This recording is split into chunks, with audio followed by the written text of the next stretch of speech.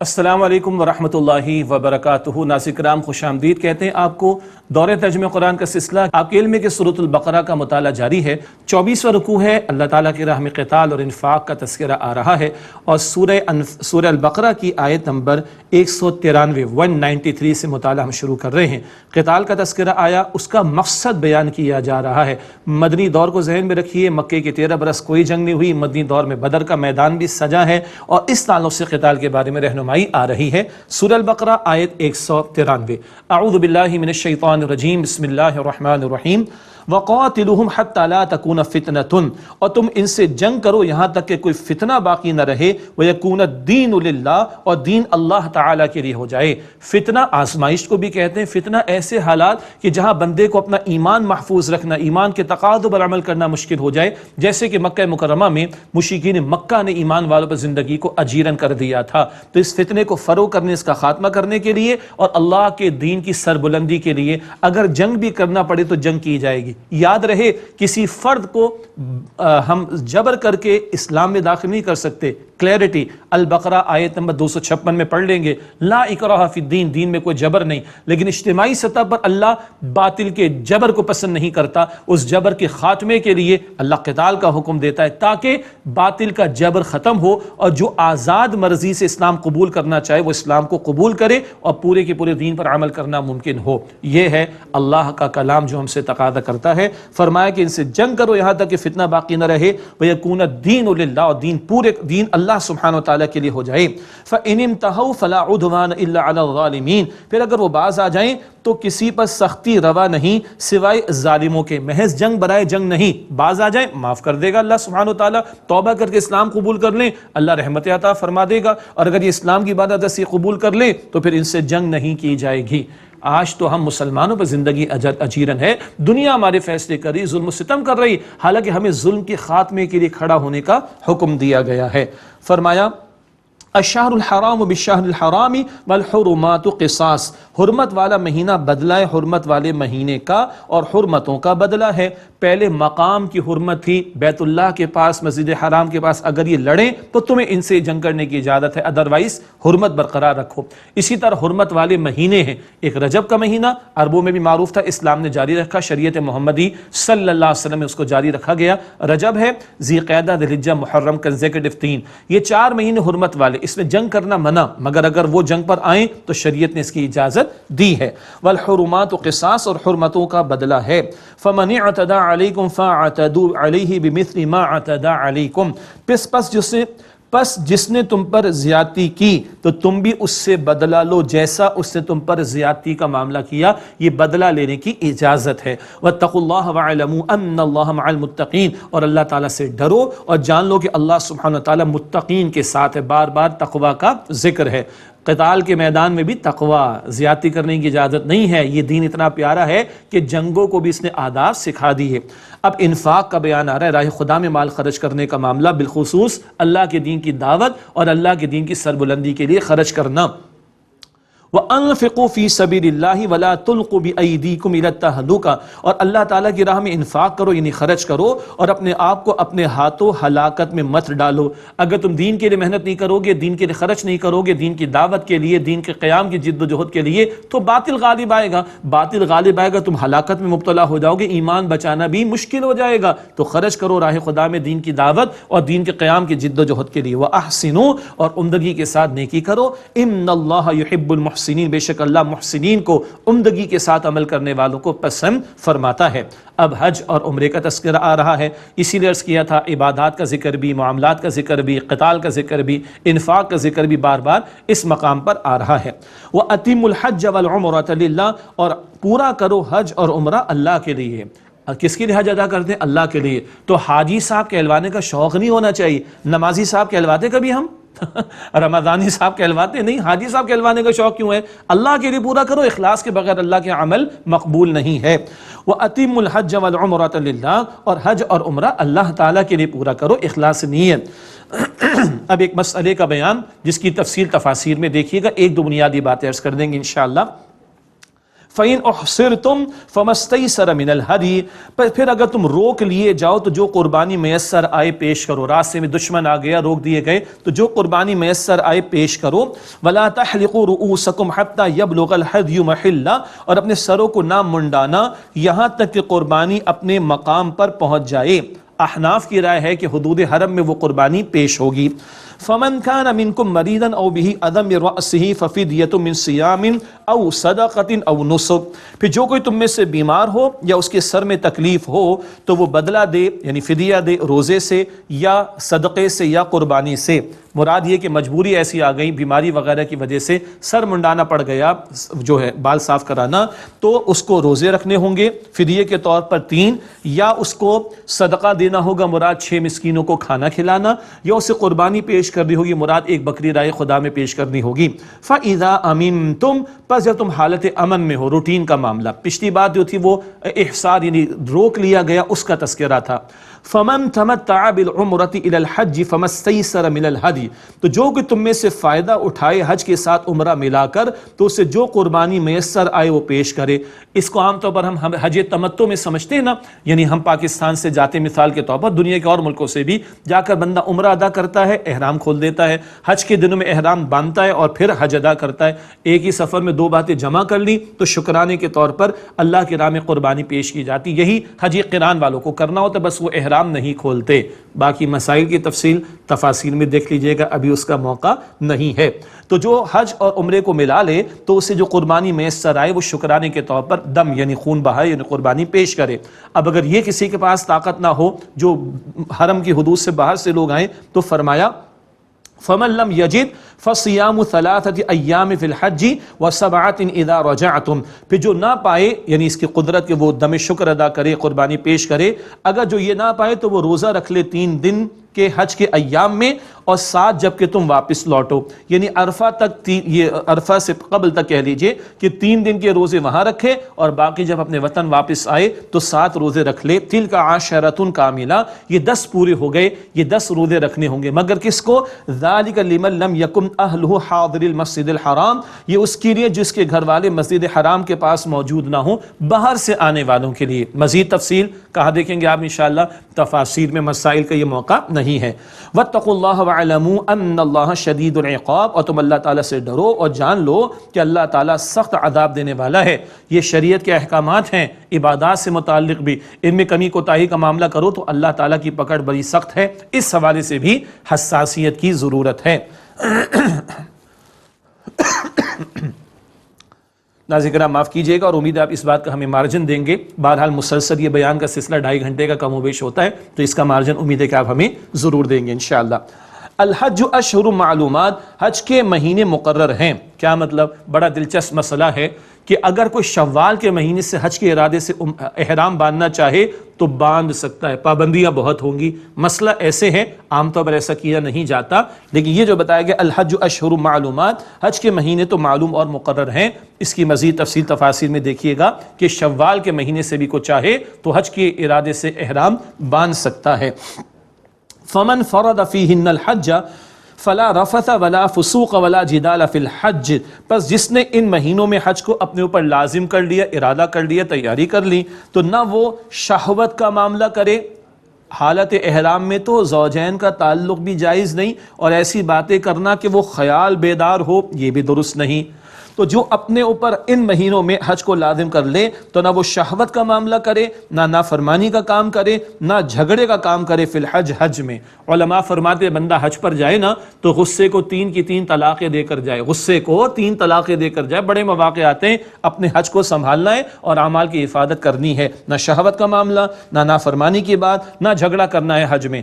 وما تفعل من خیر یعلمہ اللہ، اور تم جو نیکی کرو گے اللہ تعالیٰ اسے جانتا ہے. تو لوگوں کو بتانے کی کیا ضرورت؟ اتنا مہنگا پیکج تھا، اتنی مشقت اٹھائی، بھائی سارے حاجیوں نے مشقت اٹھائی، آپ کے اندر کوئی سرخاب کے پر لگے ہوئے اور یہ حاجی کہلوانا اور بڑے بڑے بورڈ لگوانا، اس کے لیے بڑے کوئی ضرورت نہیں ہے اس کی. اللہ کہتے ہیں جو تم نیکی کرو گے یعلمہ اللہ، اللہ جانتا ہے. ایک اور اہم ہدایت، وتزودوا، اور زاد راہ لے لو. مراد ہے کہ حج پر جا رہے ہو، پیچھے گھر والوں کے لیے بھی اخراجات چھوڑنے ہوں گے اور راہ کے جو بھی اخراجات ہیں وہ بھی تمہارے پاس ہوں۔ وَتَزَوَّدُوا، زاد راہ لے لیا کرو۔ فَإِنَّ خَيْرَ الزَّادِ التَّقْوَىٰ، پس بہترین زاد راہ تو تقوی ہے، سب سے اہم ترین شے تو خوف خدا کی نعمت و دولت ہے۔ ہاں، ایک تقوی کا ترجمہ ہے بچنا، بہترین زاد راہ سوال سے بچنا ہے۔ بعض لوگوں کا معمول تھا، نبی علیہ السلام کے دور کی بات ہو رہی ہے، آ جاتے تھے پھر لوگوں سے بھیک مانگتے تھے۔ نہیں بھائی، کوشش کرو کہ سوال سے بچو اور اہتمام کر کے آؤ، اس طرح بھی توجہ دلائی گئی۔ فَإِنَّ خَيْرَ الزَّادِ التَّقْوَىٰ، پس بہترین زاد راہ تو ہے بچنا، مراد سوال سے۔ وَاتَّقُونِ يَا أُولِي الْأَلْبَابِ، اور عقل والوں مجھ سے ڈرتے رہو۔ لَيْسَ عَلَيْكُمْ جُنَاحٌ أَن تَبْتَغُوا فَضْلًا مِّن رَّبِّكُمْ، تم پر کوئی گناہ کی بات نہیں اگر تم اپنے رب کے فضل میں سے تلاش کرو۔ مراد تم کوئی کاروبار کر لو، کوئی بزنس ٹرانزیکشن کر لو، اس کو اللہ فضل قرار دیتا ہے۔ یہ ہماری عقل بتاتی کہ ہم نے جدی پشتی بزنس کو آج 4 چاند لگا دیے اور دن رات ایک کر دیے، دھوپ میں بال سفید نہیں کیے، اتنی میری کوالیفیکیشن تھی۔ نہ، یہ ہماری عقل اور ہماری محنت سے نہیں، اللہ کے فضل سے عطا ہوتا ہے، بشرطے کہ حلال کا ہو۔ مال حرام جہنم کے انگارے ہیں، اور یہ حرام کی بلڈنگیں بنا کر حرام کی دولت سے محلات کھڑے کر کے لکھتے ہیں نا، ہذا من فضل ربی، یہ قرآن پاک کے الفاظ کی توہین ہے۔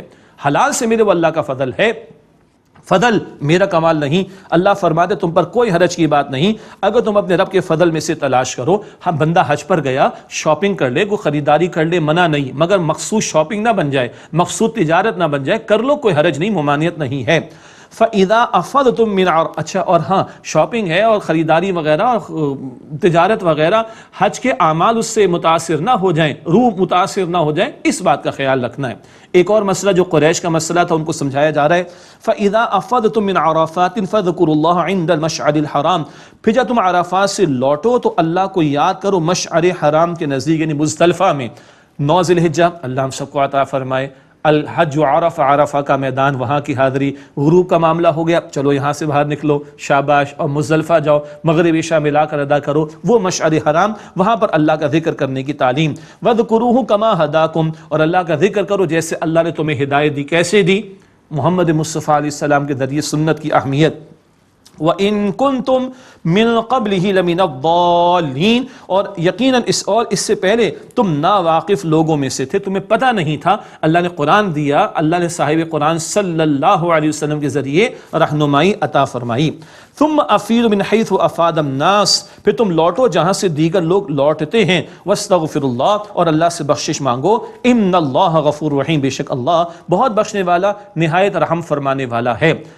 قریش کا معاملہ یہ تھا کہ ان کو وی آئی پی ٹریٹمنٹ چاہیے ہوتا تھا، اور وہ بس مزدلفہ میں رہتے، عرفات کی طرف نہیں جاتے۔ کہا جا رہا ہے کوئی نہیں، ایک ہی صف میں کھڑے ہو گئے محمود و ایاز، نہ کوئی بندہ رہا نہ کوئی بندہ نواز، سارے عرفات میں جاؤ، کھلے آسمان تلے اللہ سے مانگو، اور پھر مزدلفہ آؤ، پھر آگے کے اعمال ہیں۔ یہ وی آئی پی ٹریٹمنٹ نہیں چلے گا۔ یہ تو قریش کا معاملہ ہوا۔ آج کافی مرتبہ وی آئی پیز کے بڑے وی آئی پی پروٹوکولز ہوتے ہیں، یہ اسلام کی روح سے مطابقت نہیں رکھتے، توجہ کرنے کی ضرورت ہے۔ واستغفر اللہ، اور اللہ سے بخشش مانگو۔ ان اللہ غفور رحیم، بے شک اللہ بہت بخشنے والا، نہایت رحم فرمانے والا ہے۔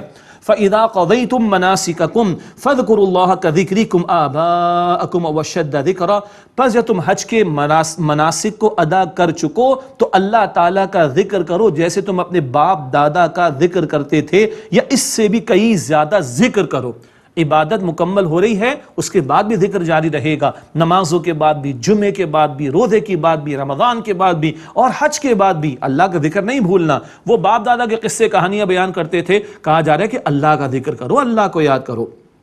فَمِنَ النَّاسِ مَن يَقُولُ رَبَّنَا آتِنَا فِي الدُّنْيَا وَمَا لَهُ فِي الْآخِرَةِ مِنْ خَلَاقٍ، بس لوگوں میں سے کوئی ہے جو یوں کہتے ہیں، اے ہمارے رب ہمیں دنیا میں دے دے، اور ایسے لوگوں کے لیے آخرت میں کوئی حصہ نہیں۔ وہاں جا کر بھی دنیا پرست بنے ہوئے، دنیا ہی دنیا چاہیے، کاروبار مل جائے، ترقی مل جائے، کرسی مل جائے، اقتدار مل جائے، آخرت نہ ملے، استغفر اللہ، دنیا ہی کے غلام و بندے بنے ہوئے ہو۔ ایک یہ دنیا پرستوں کا کردار ہے، حج پر جا کر بھی یہ حرکتیں ہو رہی ہیں، بس دنیا ہی دنیا مطلوب ہے۔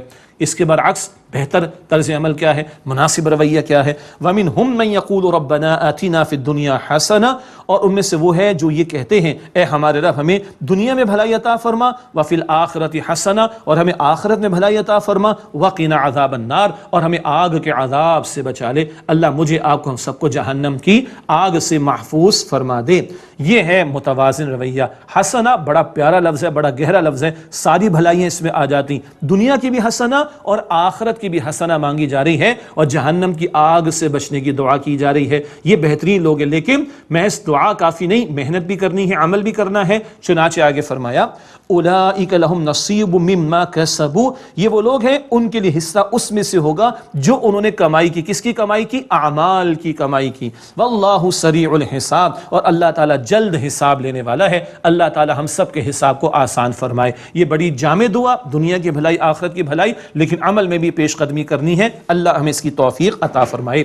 وَاذْكُرُوا اللَّهَ فِي أَيَّامٍ مَّعْدُودَاتٍ، اور تم گنتی کے چند مقررہ دنوں میں اللہ تعالیٰ کا ذکر کرو۔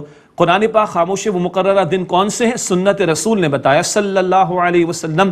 9 ذی الحجہ کا تو عرفات کا معاملہ، پھر مزدلفہ، اگلے دن منی، جمرات کی کنکریاں، قربانی کا پیش کیا جانا، پھر حج طواف زیارت کا معاملہ، لیکن اور بھی اعمال ہیں، لیکن 11 اور 12 اور میکسیمم 13 ذی الحجہ کو منی میں قیام کرنا ہے۔ قرآن پاک دنوں کا ذکر کر رہا ہے، تعین نہیں کر رہا۔ تعین محمد مصطفیٰ نے فرمایا صلی اللہ علیہ وسلم، قرآن اور سنت رسول دونوں لازم و ملزوم۔ فمن تعجل فی یومین فلا اثم علیہ، پس جو 2 دن میں چلا گیا تو اس پر کوئی حرج نہیں، 12 کی کنکریاں مار کر چلا جائے کوئی حرج کی بات نہیں۔ ومن تأخر فلا اثم علیہ لمن اتقى، اور جس سے تاخیر کی اس پر بھی کوئی حرج کی بات نہیں، یہ اس کے لیے جو ڈرتا رہے، تقوی اختیار کرے۔ 13 تک رکنا، 13 کی بھی کنکریاں مارنا، یہ رسول پاک صلی اللہ علیہ وسلم کی سنت ہے، اہتمام کرنا چاہیے، لیکن اصل بات کیا ہے؟ اللہ کا تقوی۔ یہ نہیں کہ وہاں بیٹھے ہوئے وقت گزاری کے لیے گپے لگائی جا رہی ہیں، مذاق ہو رہا ہے، مرد اور عورت کا آزاد اختلاط ہو رہا ہے، یہ تو گناہ کی باتیں ہیں، لیکن اصل بات کیا ہے؟ تقوی اختیار کرو۔ واتقوا اللہ واعلموا انکم الیہ تحشرون، اور اللہ تعالیٰ سے ڈرو اور جان رکھو کہ بے شک تم اس اللہ سبحانہ وتعالیٰ کی طرف جمع کیے جاؤ گے۔ ہم سب نے مرنا ہے اور اللہ کے سامنے پیش ہونا ہے۔ کبھی اس طرح کے جملوں کو الگ سے پڑھیں، تم سب اللہ کے سامنے پیش کیے جاؤ گے، اللہ ہم سب کے حساب کو آسان فرمائے۔ ایک منافقانہ کردار کا ذکر آ رہا ہے اور ایک سچے پکے ایمان والے کا تذکرہ بھی بطور کردار آ رہا ہے۔ فرمایا وَمِنَ النَّاسِ مَن يُعْجِبُكَ قَوْلُهُ فِي الْحَيَاةِ الدُّنْيَا، اور لوگوں میں سے کوئی ایسا بھی ہے کہ اس کی بات اے مخاطب تمہیں بھلی معلوم ہوتی دنیاوی زندگی کے معاملات میں، وَيُشْهِدُ اللَّهَ عَلَى مَا فِي قَلْبِهِ، اور وہ اللہ کو گواہ بناتا ہے اپنے دل کی بات پر، وَهُوَ أَلَدُّ الْخِصَامِ، حالانکہ وہ سب سے بڑھ کر جھگڑالو ہے۔ دنیا پرست ہوتا ہے منافق، اس کی بات میں اعتماد تو لوگ نہیں کرتے اس کی بات پر، تو وہ خدا کی قسمیں کھا کر اعتماد حاصل کرنے کی کوشش کرتا ہے یہ دنیا کا چاہنے والا اور دنیا پرست، اس کا تذکرہ آگے آیا۔ وَإِذَا تَوَلَّى سَعَى فِي الْأَرْضِ لِيُفْسِدَ فِيهَا وَيُهْلِكَ الْحَرْثَ وَالنَّسْلَ، اور جب وہ زمین میں با اختیار ہوتا ہے، کچھ اختیار ملتا ہے تو دوڑتا پھرتا ہے تاکہ اس میں فساد مچائے اور کھیتی اور نسل کو تباہ کرے۔ وَاللَّهُ لَا يُحِبُّ الْفَسَاد، اور اللہ تعالیٰ فساد کو پسند نہیں فرماتا۔ ذرا اختیار ملے گا تو مس یوز کرے گا، ظلم و ستم کرے گا، دنیا پرست سے دنیا ہی چاہے گا، چاہے لوگوں کی گردن کاٹ کر اس کو دنیا کیوں نہ ملتی ہو۔ یہ دنیا پرست منافق کا کردار۔ آگے ارشاد ہوا وَإِذَا قِيلَ لَهُ اتَّقِ اللَّهَ أَخَذَتْهُ الْعِزَّةُ بِالْإِثْمِ فَحَسْبُهُ جَهَنَّمُ، اور جب اسے کہا جاتا ہے کہ تو اللہ سے ڈر تو اس کو اس کی عزت نفس یعنی غرور گناہ پر آمادہ کر دیتا ہے، تو پس اس کے لیے جہنم کافی ہے۔ وَلَبِئْسَ الْمِہَادُ، اور یقیناً وہ برا ٹھکانہ ہے۔ اللہ ہم سب کو جہنم کے عذاب سے محفوظ فرمائے۔ تکبر آڑے آتا ہے، میں آڑے آتی ہے، میں ہی میں ہوں، استغفر اللہ، فرمایا ایسے تکبر کرنے والوں کے لیے ٹھکانہ جہنم۔ یہ تو دنیا پرستوں کا ذکر ہوا۔ سچے ایمان والے کیسے ہوتے ہیں؟ اگلی آیت کے بارے میں سیرت کی کتابوں میں بھی تفصیل ہے، یہ روایت موجود ہے کہ صہیب رومی رضی اللہ تعالیٰ عنہ روم سے آئے تھے، مکہ مکرمہ سے ہجرت کرنے لگے، مشرکین نے روک کر سارا مال روک لیا، تم آئے تھے روم سے، کچھ نہیں تھا تمہارے پاس، چھوڑو، سب چھوڑ دیا اور اللہ کی راہ میں ہجرت کر لی۔ حضور نے بڑا پسند فرمایا ان کے طرز عمل کو صلی اللہ علیہ وسلم۔ اس تناظر میں بھی اگلی آیت کریمہ کو سنیے، فرمایا وَمِنَ النَّاسِ مَن يَشْرِي نَفْسَهُ ابْتِغَاءَ مَرْضَاتِ اللَّهِ، اور لوگوں میں سے ایک وہ بھی ہے جو اپنے نفس کو بیچ ڈالتا ہے اللہ کی رضا حاصل کرنے کے لیے، اللہ کی خاطر جان مال گھر سب کچھ قربان کرنے کو تیار، اللہ کی رضا کے حاصل کرنے کے لیے۔ آج اللہ ہماری ترجیحات میں اوپر ہے، پرائرٹی لسٹ میں اوپر ہے، ہمیں بھی غور کرنا چاہیے۔ واللہ رؤوف بالعباد، اور اللہ تعالیٰ بندوں پر بڑا مہربان ہے۔ یا ایھا الذین آمنوا ادخلوا فی السلم کافہ، اے ایمان والو تم اسلام میں پورے کے پورے داخل ہو جاؤ۔ ولا تتبعوا خطوات الشیطان، اور شیطان کے نقش قدم کی پیروی نہ کرو۔ دنیا میں 2 ہی سسٹمز ہیں، الرحمن کا یا شیطان کا۔ پارٹیاں بھی دنیا میں دو ہیں، سورہ مجادلہ میں ذکر آتا ہے، حزب اللہ اللہ کی پارٹی، حزب الشیطان شیطان کی پارٹی۔ تو یا تو نظام اللہ کا چل رہا ہوگا یا شیطان کا چل رہا ہوگا۔ اگر پورے کے پورے دین پر عمل نہیں ہو رہا تو شیطان کا سسٹم چل رہا ہے نا۔ اس سسٹم کو بدلنے اور اس کی جد و جہد کرنے کی ذمہ داری ہم مسلمانوں پر ہے۔ اللہ فرماتا ہے پورے کے پورے اسلام میں داخل ہو جاؤ۔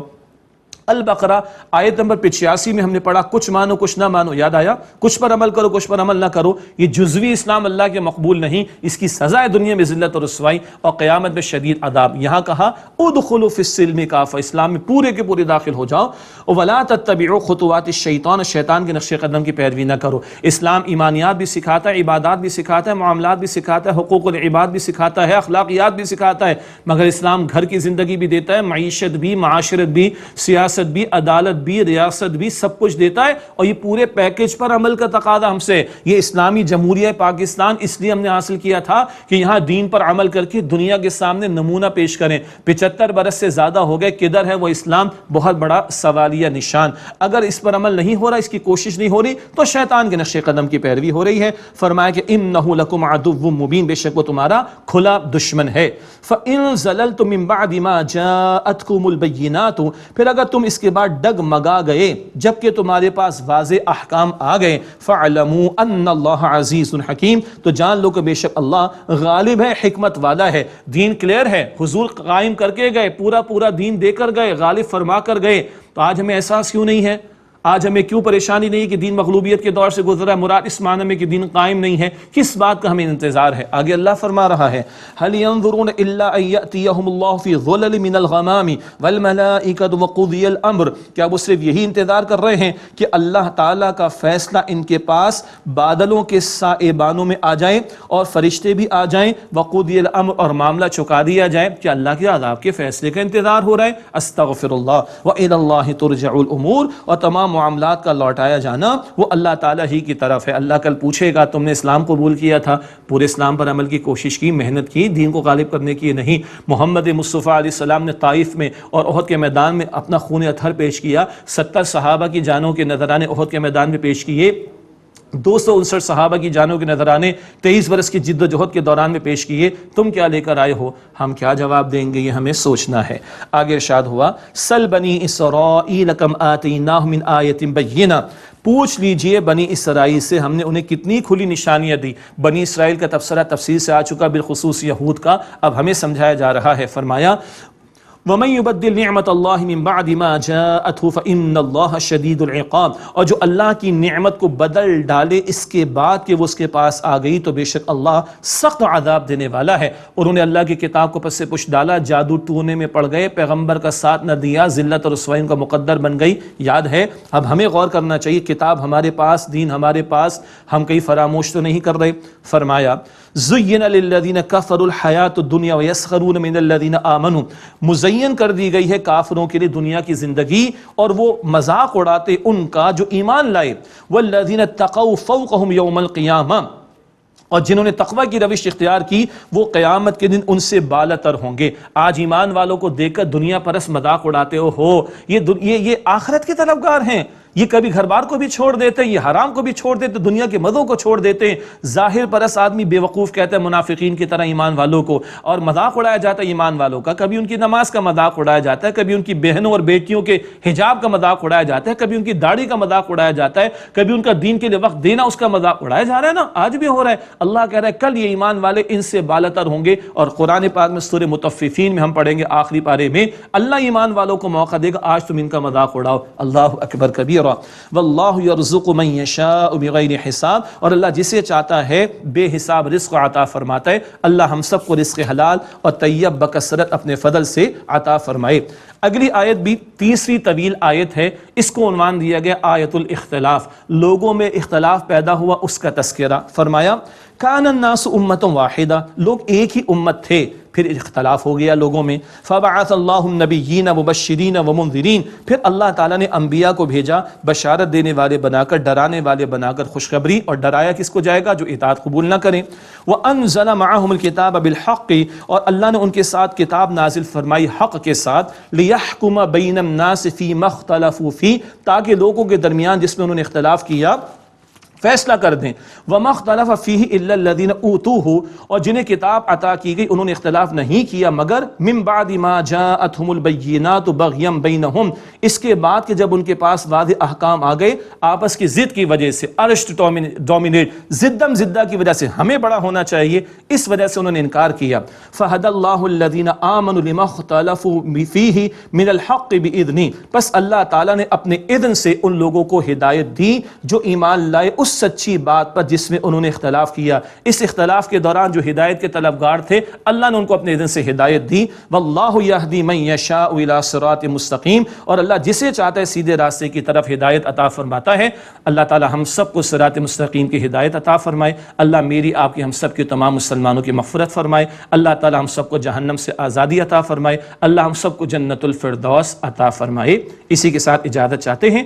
آمین یا رب العالمین. وآخر دعوانا ان الحمد للہ رب العالمین. والسلام علیکم ورحمۃ اللہ وبرکاتہ.